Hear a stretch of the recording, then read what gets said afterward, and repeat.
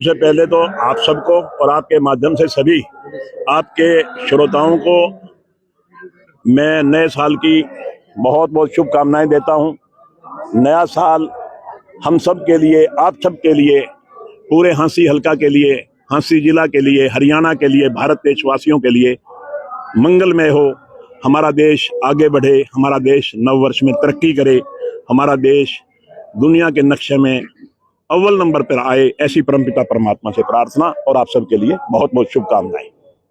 आज मैं धन्यवाद करता हूं नरेश यादव जी का और उनकी टीम का। आपने पीछे देखा जो प्राकृतिक आपदा इस देश और इस प्रदेश में आई, उसमें हांसी भी बचा नहीं, और उस समय में सरकार ने पूरे इंतजाम किए। मगर जब आपदा प्राकृतिक हो तो उससे अकेली सरकार भी कई बार नहीं निपट सकती, उसमें कई बार कई संस्थाओं को आके सहयोग देना पड़ता है। उसमें अगर कोई सबसे आगे बढ़ चढ़ करके आई कोई संस्था, तो मैं समझता हूँ संत रामपाल जी के अनुयायी आए। और निश्चित तौर पे जो आम आदमी की, किसान की भलाई का काम करता है, हम और उसका कुछ ना कर सके, कम से कम धन्यवाद तो हमें करना ही चाहिए। धन्यवाद मैं इसके साथ साथ नरेश जी का भी करता हूँ कि इनकी एक अच्छी सोच रही कि संत रामपाल जी ने किसान की मदद की है। इस आपदा में वो किसान के साथ खड़े रहे हैं, सरकार के भी साथ खड़े रहे हैं। तो इन्होंने उस बात को समझा और आज हजारों लोग बुला करके उनका धन्यवाद किया।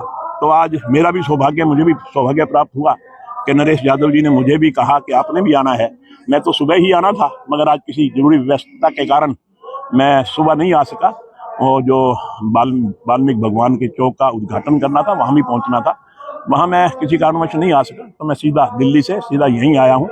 मैं इनका धन्यवाद करता हूं कि इन्होंने सबको बुलाया, मुझे भी बुलाया, और हम सबको संत रामपाल जी का धन्यवाद करने का अवसर मिला। सर, रामपाल महाराज जेल में है, क्योंकि आपने मुझसे कहा कि उनकी आवाज भी उठाई जा रही है कि उनको जेल से बाहर आना चाहिए, लाया जाए, इस पे आपने भी पॉइंट ऑफ व्यू रखा है।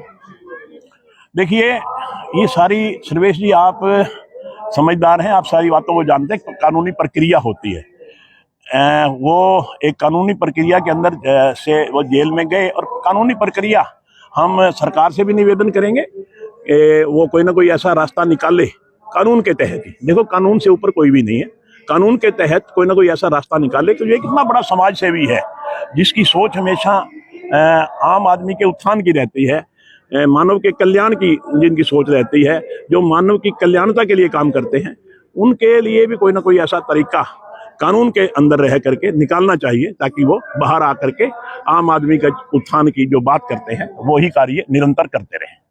धन्यवाद सर, थैंक यू।